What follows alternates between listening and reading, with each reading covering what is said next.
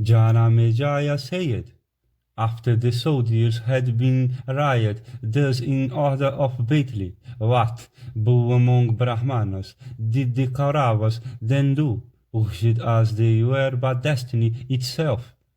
Vaisampayana said, after the soldiers, of the Bharata race, had been arrived thus in order of battle, Dhritarashtra said these words to Sanjaya. Dhritarashtra said, come, tell me with the fullest details all that have happened in the encampment of the Kuru and the Pandava troops. I regard destiny to be superior and exertion useless, for although I understand the evil consequences of war that will lead on to ruin, still I am unable to restrain my son who rejoices in gambling and considers the state to be wisdom. Understanding everything, I am not yet able to secure my own welfare. My understanding is capable of seeing the defects, but when I approach Duryodhana, that understanding of mine turneth away. When such is the case, that will be which must be. The sacrifice of own corporeal body in battle is the laudable duty of every Kshatriya. Sanjaya said, this question that thou hast put is worthy of thee. It behoveth thee not, however, to impute entire fault to Duryodhana only. Listen to me as I speak of this exhaustively. That man who cometh by evil in consequence of his own misconduct should never impute the fault to either time or the gods. He amongst men who perpetrateth every wicked act deserveth to be slain in consequence of his perpetrating those acts. Afflicted with injuries in consequence of the match at dice, the sons of Pandu, however, with all their counselors, quietly bore out those injuries, looking up to thy face alone. Hear from me fully of the slaughter that is about to take place in battle, of steeds and elephants and kings, and with immeasurable energy. Hearing patiently, thou that art ended with great wisdom, of the destruction of the world in the fierce battle that has been brought about, come to this conclusion, and no other, that man is never the agent of his acts, right or wrong. Like a wooden machine, man is not an agent. In this respect, three opinions are entertained. Some say that everything is ordained by God. Some say that our acts are the result of free will, and others say that our acts are the result of those of our past lives. Listen then, therefore, with patience to the evil that have come upon us. After the high-souled Pandavas had encamped by the side of the Hiramvati, the Kauravas fixed their camps, and King Duryodhana, having strongly posted his troops and paid homage to all the kings, and planted our posts and bodies of soldiers for the protection of warriors, summoned those rulers of men, Karna and Dusasana and Sakuni, the son of Suvala, and began to consult with them.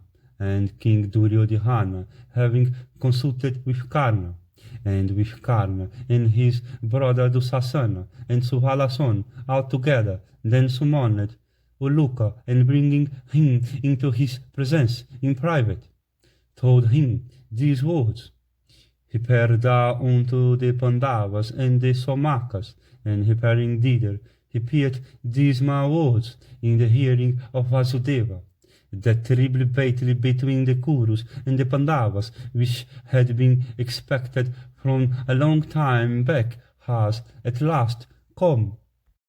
Those boastful words which Sanjaya brought to me in the midst of the Kurus, and which thou hast with Vasudeva and thy younger brothers uttered in a deep horror, the time hath at last come for making them good.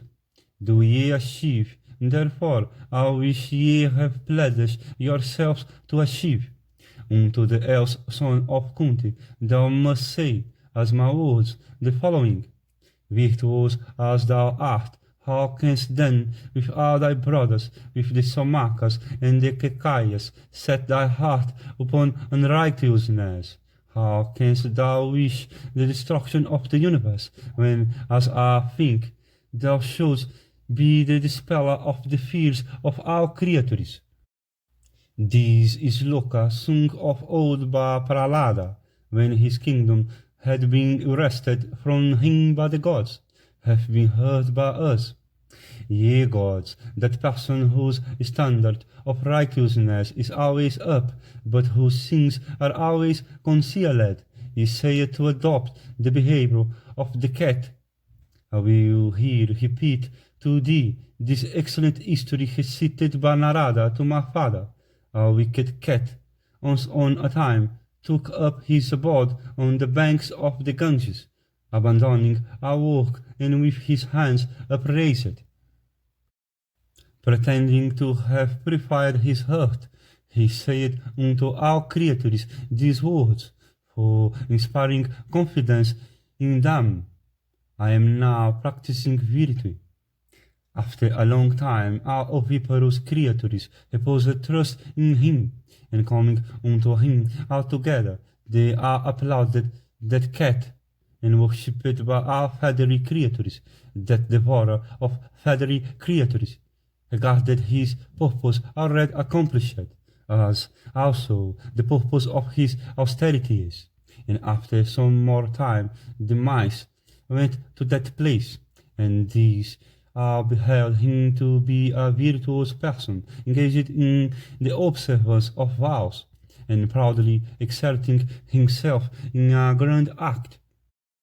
And having arrived at that settled conviction, they entertained the following wish: Many foes we have, let this one, therefore, become our maternal uncle, and let him always protect all the old and young ones of our race.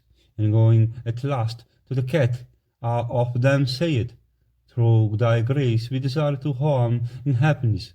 Thou art our gracious shelter, thou art our great friend. For these all of us place ourselves under thy protection. Thou art always devoted to virtue. Thou art always engaged in the acquisition of virtue. Thou of great wisdom, protect us, therefore, like the elder of the thunderbolt protecting the celestials. Thus addressed by all the mice, the cat answered them, saying, I do not see the consistence of these two, my ascetic pursuits and this protection. I cannot avoid, however, doing good to you agreeably to your request. You all, at the same time, should always obey my words. Staying as I am in the observance of severe vow, I am weakened by my ascetic practice. I do not, therefore, see the means of my moving from place to place. Ye all should, therefore, bear me hence every day to the river side, saying, So be it. The mice, then, made over all their old and young ones to that cat.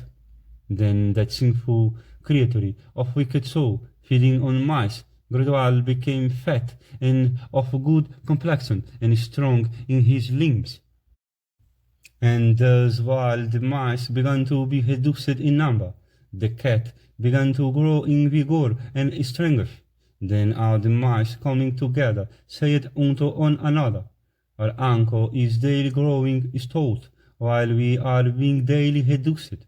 Then a certain mouse, endowed with wisdom, named Dindica, said, This was unto the last swarm of mice gathered there. Go all of ye to the river side together, I will follow ye, accompanying our uncle. Excellent, they said, and applauded that one of their number, and they all did just as those words of grave import spoken by Dindica seemed to indicate.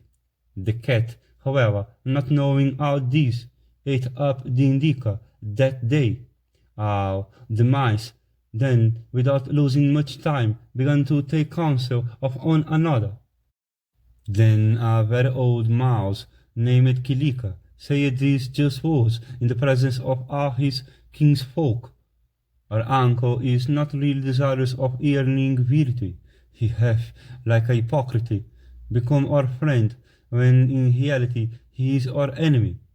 The excreta of a creature that liveth on upon fruits and roots never containeth hair or fur. Then again, while his limbs are growing, our number is decaying. Besides, the indica cannot be seen for these 8 days. Hearing these words, the mice ran away in all directions, and that cat of wicked soul returned to whence he came. Thou of wicked soul, thou too art a practicer of such feline behavior. Thou behavest towards thy kinsmen after the manner of the cat, towards the mice. Thy speech is of one kind, and thy conduct is of another. Thy scripture and thy peacefulness of behavior are on for display before men.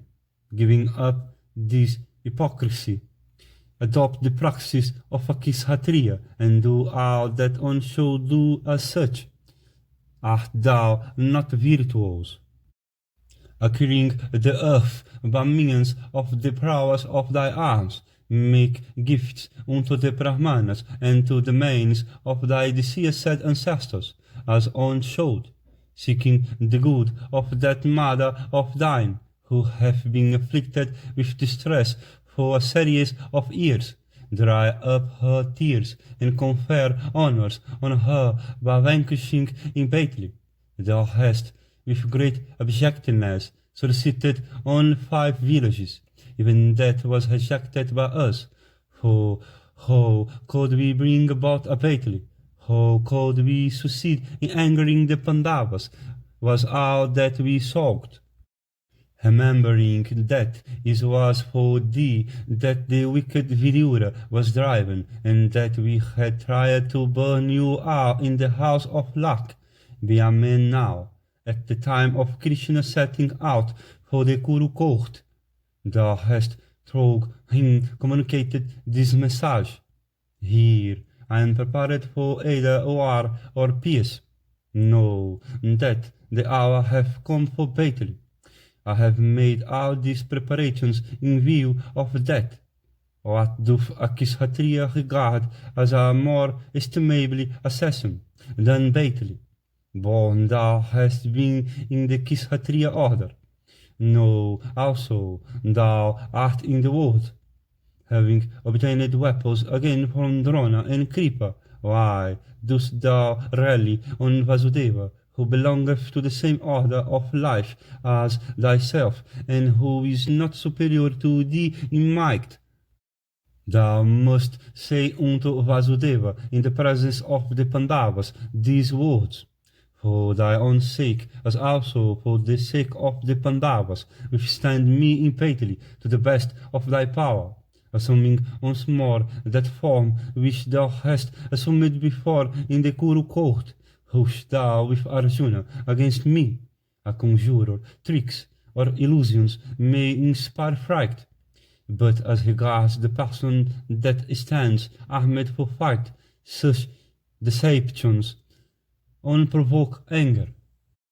We are competent by our powers of illusion to ascend to heaven or the firmament, or penetrate into the nether region or the seat of Indra. We can display various forms in our own body. The great ordainer bringeth all creatures to subjection by fiat of his will. Thou always sayest these words, causing the sons of Dhritarashtra to be slain impietily. I will confer undisputed sovereignty on the sons of Pritha. These words of thine were brought to me by Sanjaya. Thou hast said, Know ye, Kauravas, that it is with Arjuna, having me for his second, ye have provoked hostilities. True fool, adhering to that pledge, put forth thy energy for the Pandavas, and fight now impatiently to the best of thy power. Show us that thou canst be a man. He saith to be true alive, who having ascertained foes, inspireth grief in them, by resorting to true manliness, without any reason. Great hath been thy fame spread in the world. It will, however, presently be known that there are many persons in the world that are real eunuchs, thog possessed of the signs of manhood. A slave of cancer, especially as thou art, a monarch like me should not cover himself in mail against thee. Say repeatedly from me unto that stupid, ignorant, gluttonous Bhishmasena, who is even like a bull-dog divested of horns, these words: a cook thou hast become, known by the name of Vallabha, in the seat of Virata. All this is evidence of thy manliness. Let not the vow thou hast made before in the midst of the Kuru court be falsified. Let Dusasana blood be drunk if thou art able. Thou often sayest, speedily shall I slay the Dhritarashtra sons impatiently. The time for accomplishing it hath now come. Thou deservest to be rewarded in cookery. The difference, however, is very great between dressing food and fighting. Fight now, be a man. Thou shalt have to lie down deprived of life on the earth, embracing thy mace. The boast in which thou hast indulged in the midst of thy assembly is our vain. Say unto Nakula from me these words: fight now patiently. We desire to behold thy manliness, thy reverence for Yudhishthira, and thy hatred of myself. Recall to mind the suffering in their entirety that Krishna had suffered. Next, thou must say these words of mine unto Sahadeva in the presence of the monarchs. Fight impatiently now, to the best of thy power. Remember all your woes. Say next, from me unto both Virata and Drupada these words: since the beginning of the creation, slaves endowed even with great accomplishments have never been able to fully understand their masters, nor have affluent kings been always able to understand their slaves. This king deserveth no praise. Possibly under such a belief ye have come against me. United together fight ye, therefore, against me for achieving my death, and accomplish the objects ye have in view, as also those that the Pandavas have. Say from me unto Dhritarashtra, the prince of Panchalas, these words: the hour hath now come for thee, and thou hast come for thy hour. Approaching Drona impatiently, thou wilt know what is best for thee. Achieve thou the business of thy friend. Accomplish that fiat which is difficult of accomplishment. Tell next repeatedly from me unto Sikhihandini these words: the might-armed Kaurava, foremost of all bowmen, Gangason, will not slay thee, knowing thee to be on a female. Fight now without any fear. Achieve impatiently what canst to the best of thy power. We desire to behold thy prowess. Having said this, King Duryodhana looked head aloud, and addressing Uluka again, he said, say once more unto the Dhananjaya in the hearing of Vasudeva these words: either vanquishing us rule thou this world, or vanquished by us lie thou down on the field. Recalling to thy mind the suffering occasioned by your banishment from the kingdom, the woes of your sojourn in the woods, and the affliction of Krishna, be a man. That for which a Kshatriya lady bringeth forth a son is now arrived, displaying Therefore, impatiently thy might, energy, courage, manliness, and great dexterity, and speed in the use of weapons, appears thy wrath, afflicted with war, and dispirited and exiled for a long time, and driven from his kingdom, who is there whose heart would not break, who is there well born and brave, and uncovetous of other wealth, that would not have his wrath excited when his kingdom, descending from generation to generation, is attacked. Realize, indeed, those high words that thou hast said, on that only boasts without being able to do anything is regarded as a worthless man, but those that are good. Recover thy kingdom and those possessions that are now owned by thy foes. Even these two are the purposes which a person desirous of war hath in view. Exert, therefore, thy manliness. Thou art won at dice. Krishna was caused by us to be brought into the assembly. On that regardeth himself, a man should certainly display his wrath at these. For 12 long years hast thou been exiled from home into the woods, and on a whole year hast thou passed in Virata service, remembering the pangs of banishment from the kingdom and of thy sojourn in the woods, as also those which Krishna had suffered.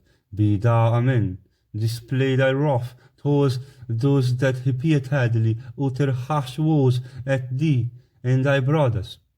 Wrath won't consist in manliness. Let thy anger, thy might and prowess and knowledge, and thy lightness of hand in the use of weapons be exhibited. Fight and prove to be a man. The incantations in respect of all thy weapons have been performed. The field of Kurukshetra is free from meal.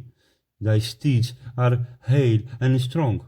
Thy soldiers have received their pay. With Kesava a second fight, without encountering vitima as yet. Why dost thou indulge in such boasts? Like a fool who, without having ascended the Gandhimadana mountains, boasts. Thou art indulging in a similar bragging. Be a man, without having vanquished impatiently the invincible Karna of the Sutta race, or Saliya, that foremost of persons, or Drona, the first of all might warriors, and equal unto the Lord of Sakhi. Impatiently, how canst thou covet for thy kingdom?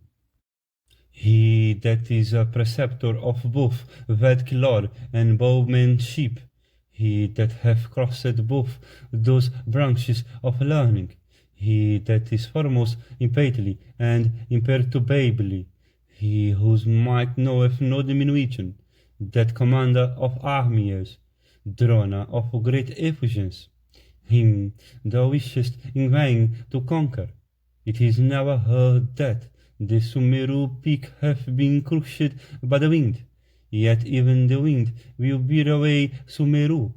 Heaven itself will fall down on the earth, the very yugas will be altered in respect of their course, if what thou hast said unto me becometh true. What man is there desirous of life, be it Partha or anybody else, who having approached that grinder of foes, would be able to return home with sound body? What person is there treading upon the earth with his feet, who encountered Badrona and Bhishma and struck with their arrows, would escape from the battle with life, like a frog having its abode in a well? Why art thou not able to realize the might of this vast arm of the assembled monarchs, invincibly, looking like the very celestial host, and protected by these laws of men, as the heavenly host by the gods themselves? Protected, that is, by the kings of the east, the west, the south, and the north, by the Kamvojas, the Sakas, the Quijasas, the Salvas, the Machicias, the Kurus of the Middle Country, the Melekhas, the Pulindas, the Dravidas, the Andihars, and the Kankhis. These host of nations, ready for battle and assembling the uncrossable current of the Ganga. Thou of little understanding, how canst thou venture to fight with me when stationed in the midst of my elephant host? Thy inexhaustible keepers, thy car given thee by Agni, and thy celestial banner will all be tested by us impatiently. Fight without bragging. Why dost thou indulge in too much boast? Success impatiently resulteth from the method in which it is fogged. Impatiently is never gained by bragging. If acts in this world succeeded in consequence of vauntings, our persons would then have succeeded in their objects. For who is there that is not competent to brag? I know that thou hast Vasudeva for thy ally. I know that thy Gandiva is full 6 cubits long. I know that there is no warrior equal to thee. Knowing all this within thy kingdom, yet a man never winneth success in consequence of the attributes of lineage. It is the supreme ordainer alone who by his fiat of will maketh things friendly subservient. For these 13 years I have enjoyed sovereignty while ye were weeping. I shall continue to rule in the same way, slaying thee with thy kinsmen. Where was thy Gandiva then when thou wert made a slave, one at stake? Where was Bhishma might then? Your deliverance then came neither from Bhimasena, armed with mace, nor from you armed with Gandiva, but from the faultless Krishna. It was she, the daughter of Prishatha house, that delivered you all, sunk in slavery, engaged in occupations worthy only of the law, and working as servitors. Characterized you all as sesame seeds without kernel. That is true, for did not Partha bear bread when living in Virata city? In the cooking apartments of Virata, Bhimasena was fatigued with doing the work of a cook. Even this is my manliness, flying from an encounter with hips and braids and waistbands, thyself bending thy hair, wert engaged in teaching the girls to dance. It is thus that Kshatriyas always inflict punishment on Kshatriyas, from fear of Vasudeva or from fear of thyself. I will not give up the kingdom. Fight with Kesava as thy ally. Neither deception, nor conjurer's tricks, nor jugglery can terrify the armed men addressed for fight. On the other hand, this provoke on his wrath 1,000 Vasudevas, 100 Falgunis, approaching me, whose arms and weapons never go for nothing, will suddenly fly away in all directions. Encounter Bhisma in combat, or strike the heel with thy head, or cross with the aid of thy 2 arms alone the vast and deep main. As regards my arm, it is a veritable main with Saradivat son as its large fish, weaving Sati as its hog snake, Bhisma as its current of immeasurable might, Drona as its unconquerable alligator, Karna and Salva and Salia its fishes and whirlpools, the ruler of the convulsions, its equine head emitting fire, Virhadivala its fierce waves, Somadata son its whale, Yuyutsu and Durmarsihana its waters, Bihagadata its gull, Surutayus and Ridika son its goops and buys, Dusasana, its current, Sushena and Hitrayuda, its Wada elephants and crocodile, Jayadratha, its rock, Purumitra, its deep, and Sakuni, its shores. When having plunged into the surging ocean with its inexhaustible waves of weapons, thou wilt from fatigue be deprived of senses and have all thy relatives and friends slain. Then will repentance possess thy heart. Then will thy heart turn away from the thought of ruling the earth, like the heart of a person of impure deeds, turning away from heaven. For thee to win a kingdom to rule is as impossible as for one not possessed of ascetic mercy to obtain heaven. Sanjaya said, having reached the Pandava camp, the gambler son presented himself before the Pandavas, and addressing Yudhishthira, said, Thou art full conversant with what envoys say. It behoveth thee not, therefore, to be angry with me if I repeat those words on which Duryodhana hath instructed me to tell. Hearing this, Yudhishthira said, Thou hast no fear. Tell us without any anxiety what are the views of the convertors Duryodhana of limited sight. Then, in the midst and presence of the illustrious and high-souled Pandavas, of the Srinjayas and Krishna possessed of great fame, of Drupada with his sons, of Virata and of our monarchs, Uluka said these words. Uluka said, Even this is what the high-souled king Duryodhana hath in the presence of all the Kuru heroes said unto thee. Listen to those words. Thou wert defeated at dice, and Krishna was brought into the assembly. At this, a person who regardeth himself a man would be justified in giving way to wrath. For 12 years wert thou banished from home into the woods. For one whole year didst thou live in Virata service, remembering the reason there is for wrath, thy exile, and the persecution of Krishna. Be a man. Dog weak, Bhishma yet made a vow. Let him, if able, drink the blood of Dusasana. Thy weapons have been properly worshipped, and their presiding deities have been invoked.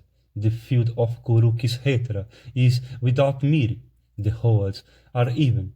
Thy steeds are well fed, engaged in battle. Therefore, on the morrow, with Kesava as thy ally, without having yet approached Bhishma in battle, why dost thou indulge in boasts, like a fool that boasteth of his intention to ascend the mountains of Gandhihamadana? Thou art indulging in vain boast, without having vanquished in battle the Sutason, who is invincible, and Salia, that foremost of mighty persons, and that first of our warriors, and equal unto Sakhi Lord himself in combat. Why dost thou wish for sovereignty? A preceptor in both the Vedas and the bow, he hath reached the end of both these branches of learning. Thou desirest in vain to vanquish that leader of troops, the illustrious Drona, who fightest in the van, is incapable of being agitated, and whose strength knows no diminution. Never have we heard that the mountains of Sumeru have been crushed by the wind, but the wind will bear away Sumeru. Heaven itself will fall down on the earth, the very yugas will be reversed, if what thou hast said unto me really taketh place. Who is there, fond of life, fighting from the back of an elephant, or of a horse, or from a car, that would return home, after having encountered that grinder of foes? What creature treading the earth with his feet, would escape with life from battle, having been attacked by Drona and Vitima, or pierced with their terrible shafts like a frog within a well? Why dost thou not realize the strength of this assembled host of monarchs, which assembleth the very celestial host, and which is protected by these kings like the gods protecting theirs in heaven? And which, swarming with the kings of the east, west, south, and north, with Cambojas, Sakas, Kihasas, Salvas, Machisias, Kurus of the middle country, Melekhaus, Pulindas, Dravidas, Andihas, and Kankhis, with many nations, our dressed for battle, is uncrossable like the swollen tide of Ganga. Full of little understanding, how wilt thou fight with me while I am stationed in the midst of my elephant force? Having said these words unto King Yudhishthira, the son of Dharma, Uluka, turning his face then towards Jisnu, said unto him these words: Fight without bragging. Why dost thou brag so much? Success resulteth from the application of method. A battle is never won by bragging. If acts in this world succeeded in consequence on of boasts, then our men would have succeeded in their objects. For who is there that is not competent to brag? I know that thou hast Vasudeva for thy ally. I know that thy Gandiva is full 6 cubits long. I know that there is no warrior equal to thee. Knowing all this, I attain thy kingdom, yet a man never winneth success in consequence of the attribute of lineage. It is the supreme ordainer alone who by his fiat maketh friendly and subservient. For these 13 years have I enjoyed sovereignty while ye were weeping. I shall continue to rule in the same way, slaying thee with thy kinsmen. Where was thy Gandiva then when thou wert made a slave won at dice? Where was Bhimasena might then? Your deliverance then came neither from Bhimasena armed with mace, nor from you armed with Gandiva, but from faultless Krishna. It was she, the daughter of Prishatha house, that delivered you all, sunk in slavery, engaged in occupations worthy only of the law, and working as servitors, characterized, ye, as sesame seeds without kernel. That is very true, for did not Partha bear a braid while living in Virata's seat? In the cooking apartments of Virata, Bhimasena was fatigued with doing the work of a cook. Even this is thy manliness, flying from an encounter with braids and waistbands, thyself binding thy hair into a braid. Thou wert employed in teaching the girls to dance. It is thus that Kshatriyas always inflict punishment on a Kshatriya, from fear of Vasudeva, or from fear of thyself. I will not give up the kingdom. Fight with Kesava as thy ally. Neither deception, nor conjurer's tricks, nor jugglery can terrify an armed man ready for fight. On the other hand, all this provokes on his wrath 1,000 Vasudevas, 100 Falgunis, approaching me, whose arm and weapons never go for nothing, will fly away in all directions.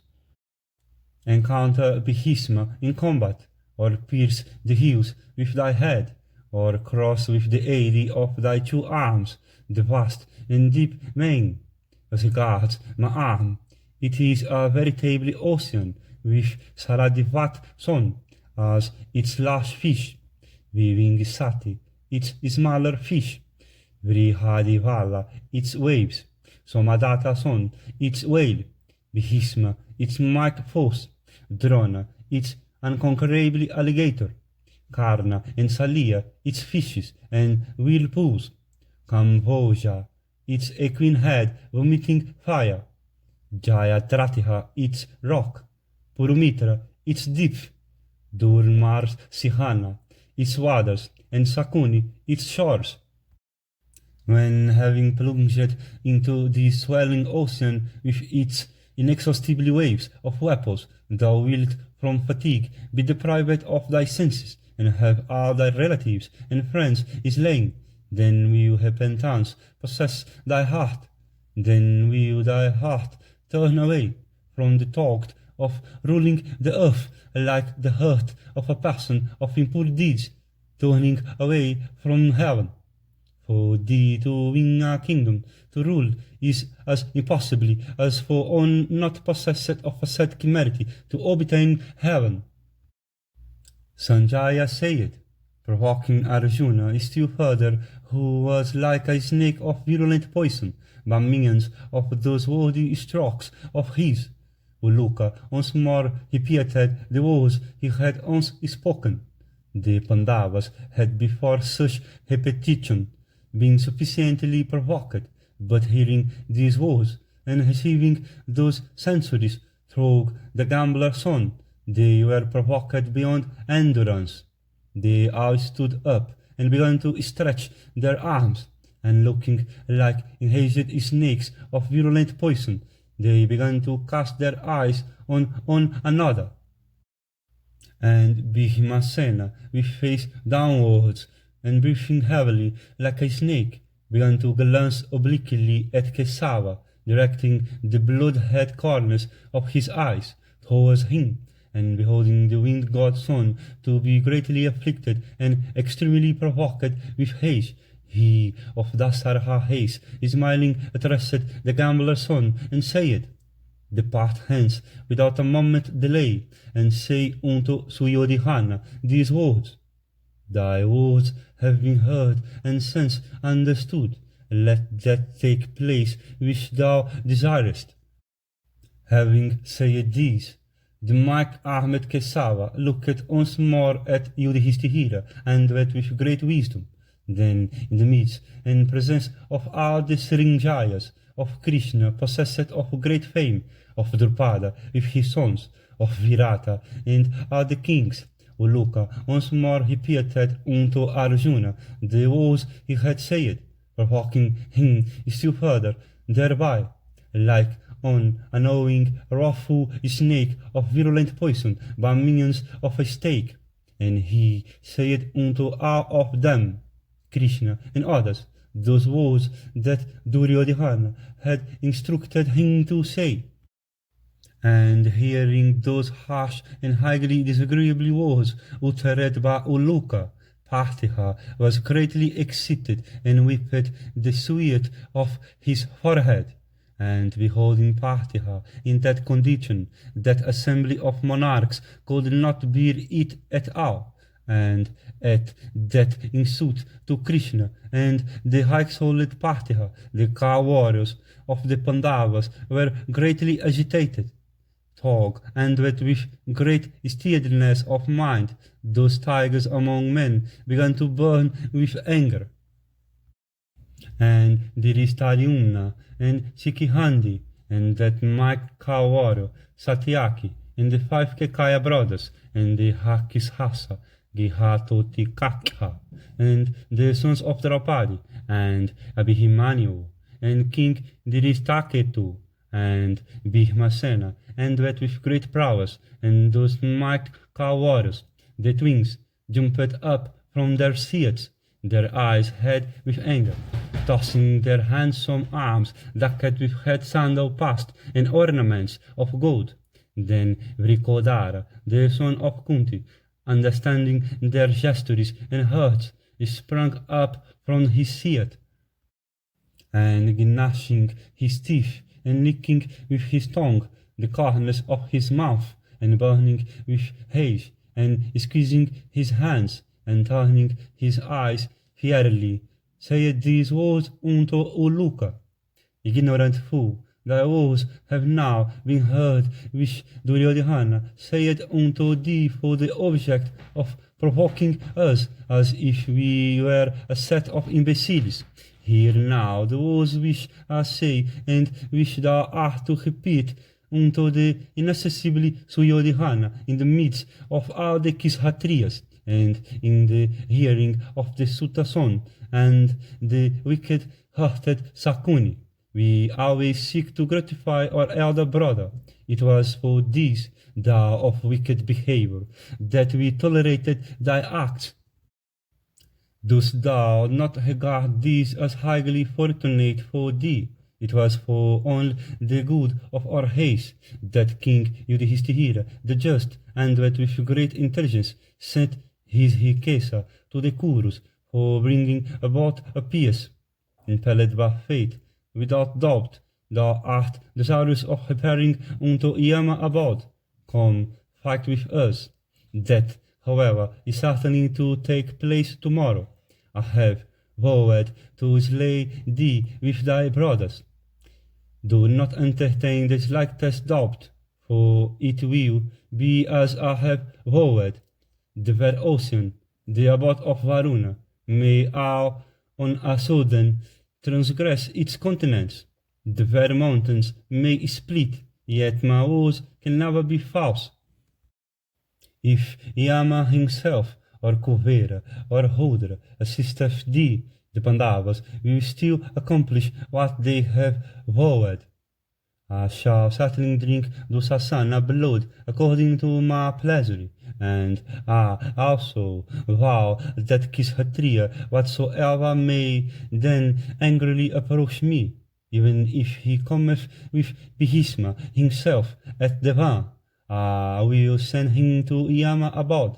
That which I have said in the midst of a Kshatriya assembly will certainly be true. I swear this by my soul. Hearing these words of Bhimasena, the wrathful Sahadeva, with eyes hid in anger, said these words in the presence of the troops, words that become that proud hero. And he said, Listen, sinful one, to the words I utter, and which must be repeated to thy father. A difference would never have arisen between us and the Kurus, if Dhritarashtra had no relationship with thee, of sinful acts, and the exterminator of thy own race. Thou hast been born as an embodiment of quarrel, for the destruction of the whole world, as also for the destruction of Dhritarashtra's race. From our very birth, that sinful father of thine hath always sought to do us injury and evil. I desire to attain the opposite shore of that hostile relation, slaying thee first before the very eyes of Sakuni. I shall then slay Sakuni himself in the sight of our bowmen. Hearing these words of both Bhishma and Sahadeva, Falguni, smiling, addressed Bhishma, saying, They that have provoked hostilities with thee cannot live. Talk, they may dwell happily in their homes. Those fools become yet entangled in the mischiefs of death. Uluka doth not deserve to be addressed harshly by thee. What fault do envoys commit, repeating as they only do what they are instructed? And having thus addressed Bhishma of terrible prowess, that might-armed hero then addressed his heroic allies and well-wishers, headed by Dhristadyumna, saying, Ye have heard the words of the sinful son of Dhritarashtra in dispraise of Vasudeva, and especially of myself. And hearing them, ye have been filled with anger, because ye wish us well. But through Vasudeva's might in your endeavors, I do not reckon even all the Kshatriyas of the earth assembled together. With your permission, I will now communicate to Uluka what the reply to those words is, what he should say unto Duryodhana. When the morrow cometh, stationed at the head of my division. The answer to these woes shall I give through Gandiva, for they that are eunuchs answer in words. Hearing these, all those best of kings applauded the Dhananjaya, wondering at the ingenuity of that reply.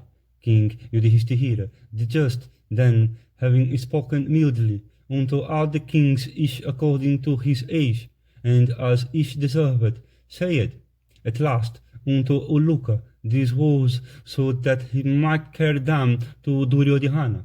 And Yudhishthira said, no good king should patiently bear an insult. Having so long heard what thou hast to say, I shall now tell thee what my reply is.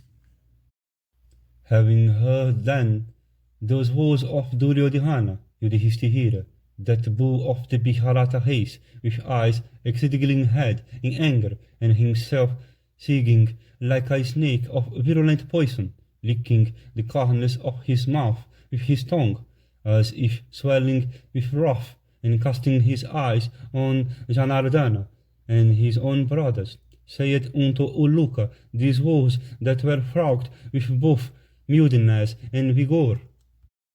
And tossing his massive arms, he said unto the gambler son, go and say unto Duryodhana, that ungrateful, wicked-minded embodiment of hostilities, that infamous wretch of his haste, these words: thou always behavest with crookedness towards the Pandavas. He that displayeth his prowess, relying on his own might, and summoneth his foes, and fulfilleth his own words, even he is a man of the Kshatriya order. Be thou a Kshatriya, and summon us to battle. Do not come to battle, placing at thy head others for whom we profess respect, relying on thy own might and on that of thy servants. Summon the sons of Pritha to battle. Be Kshatriya in every way. He who summoneth his foes, relying on the might of others, and incapable of receiving them himself, is a eunuch. Thou, however, thinkest highly of thyself, relying on the might of others, being weak and unable thyself. Why then dost thou hover so at us? Krishna said, my words should be communicated unto Suryodhana. Let that morrow come to thee on which the battle is to take place. Thou of wicked soul, be a man. Thou thinkest Janardana will not fight, since he hath been chosen by the Pandavas to act only as a charioteer. So thou art not alarmed. That, however, will not be, even for a moment. If my wrath is excited, I may then consume all the kings, like a fire consuming a heap of straw. At Yudhishthira's command, however, I shall only discharge the functions of charioteer to the high-souled Falguni, of senses under complete control, and who alone will fight. If thou fleest beyond the limits of the three worlds, if thou sinkest into the deeps of the earth, thou shalt, even at these places, behold Arjuna car tomorrow morning. Thou thinkest that Bhishma words have been spoken in vain, but know that Dusasana blood have already been quaffed. Know this, that outhog thou hast uttered such cross and perverse words, yet neither Partha, nor King Yudhishthira, nor Bhishmasena, nor any of the twins regardeth thee as straw. Sanjaya said, having heard those words of Duryodhana, Godakesha, of great fame, looked at the gambler's son with eyes exceedingly red, and eyeing Kesava, and tossing his massive arms, he addressed the gambler's son, saying, he who, relying on his own strength, summoneth his foes and fighteth with them fearlessly, is spoken of as a man. He who, relying on the strength of others, summoneth his foes, is an infamous Kshatriya. in consequence of his incapacity. Such an one is regarded as the lowest of men, relying on the strength of others, thou, being a coward thyself, desirest yet to rebuke thy foes, having installed the oaths of all the Kishatriyas, whose heart is ever bent in doing what is good, who have all his passions under control, and who is endowed with great wisdom, in the command of thy troops, and made him liable to certain death, thou indulgest in brag. Thou of wicked understanding, thy object is full known to us. Thou hast done it, believing that sons of Pandu will not, from kindness, slay the son of Ganga. Know, however, that I will slay that Bhisma first in the sight of all the bowmen, relying upon whose strength thou indulgest in such boasts. Repairing unto the Viharatas and approaching Duryodhana, the son of Dhritarashtra, say unto him that Arjuna have said, so be it. After this night will have passed away, the fierce encounter of arms will take place. Bhisma, of unfailing might and firmly adhering to truth, have told thee in the midst of the Kurus these words. I will slay the arm of the Srinjayas and the Salveyas. Let that be my task. Excepting Drona, I can slay the whole world. Thou needst not, therefore, entertain any fear of the Pandavas. At this thou regardest the kingdom as thy own, and thinkest that the Pandavas have sunk into distress. Thou hast been filled with pride at this. Thou seest not, however, danger that is in thy own self. I shall impatiently first slay before thy very eyes Bhisma, the earls of the Kurus, at sunrise, at the head of the troops, with standards and cars, protect ye that leader of thy forces, firm in his promise.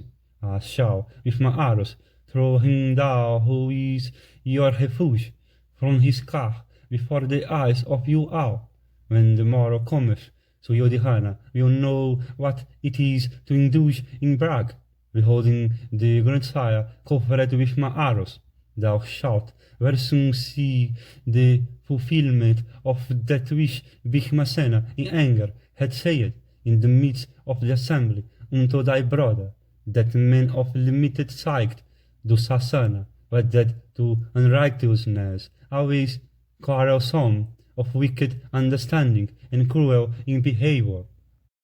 Thou shalt soon see the terrible effects of vanity and pride, of wrath and arrogance, of bragging and heartlessness, cutting words and acts, of aversion from righteousness and sinfulness, and speaking ill of others, of transgressing the counsels of the aged, of oblique sight, and of all kinds of vices. How canst thou hope for either life or kingdom, if, having Vasudeva for my second, give way to anger? After Bhisma and Drona will have been quieted, and after the Suta son will have been overthrown, thou shalt be hopeless of life, kingdom, and sons. Hearing of the slaughter of thy brothers and sons, and struck mortally by Bhishmasena, thou wilt recollect all thy misdeeds. Tell him that I do not vow a second time. I tell thee truly, that all these will be true. Departing hence, say these words of mine unto Suryodhana. It behoveth thee not to apprehend my behavior by the light of thy own.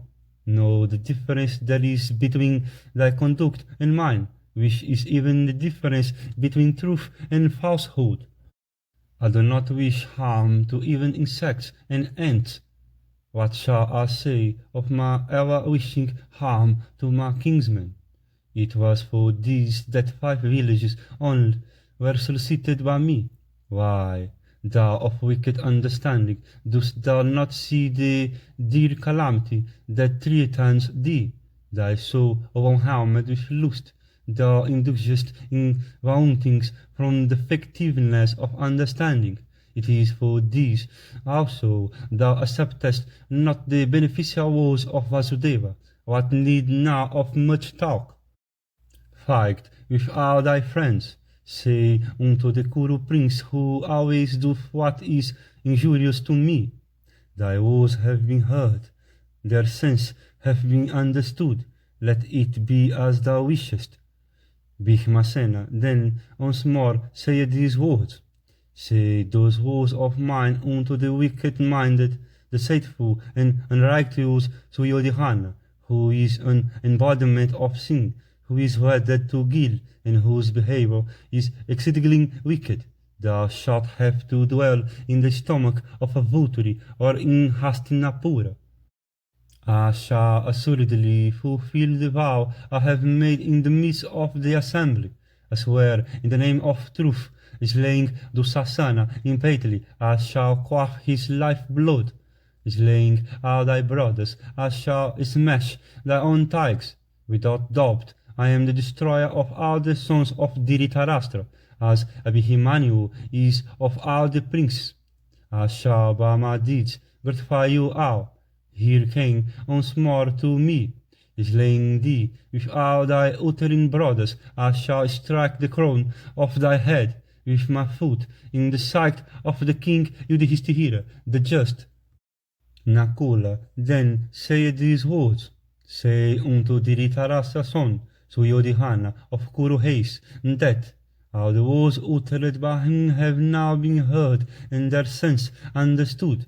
I shall do all that thou hast commanded me to do.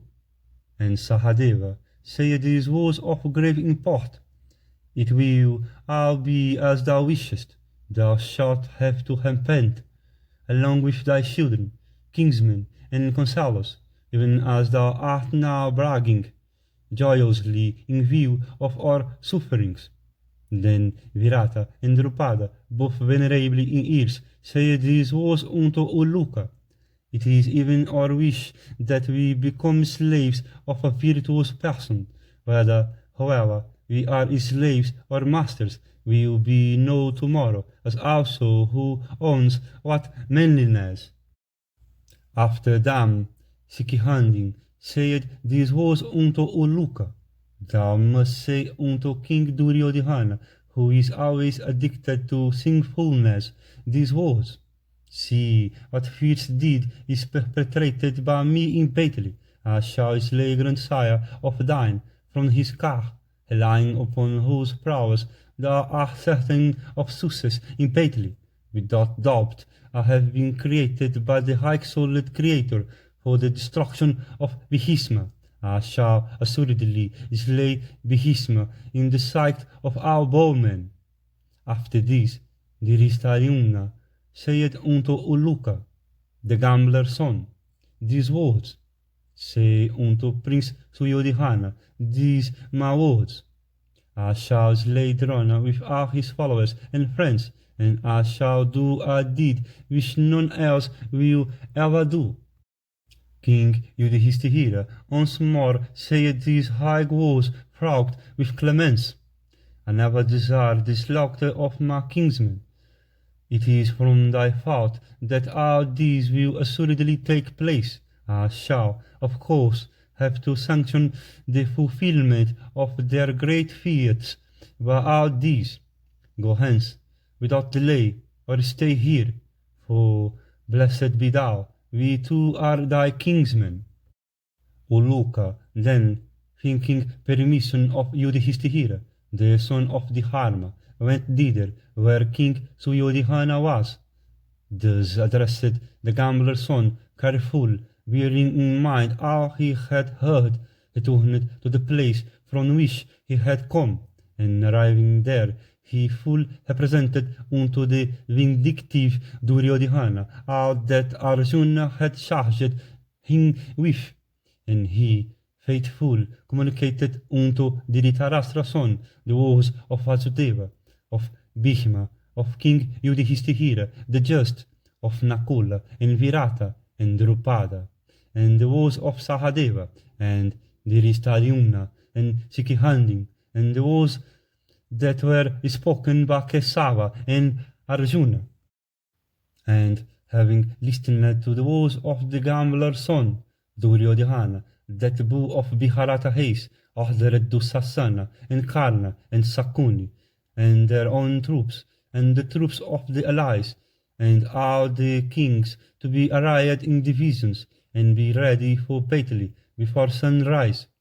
Messengers then, instructed by Karna, and hastily mounting on cars and camels and mares and good steeds, and with great fleetness, quickly rode through the encampment, and at Karna command they promulgated the order, "Arise before sunrise tomorrow,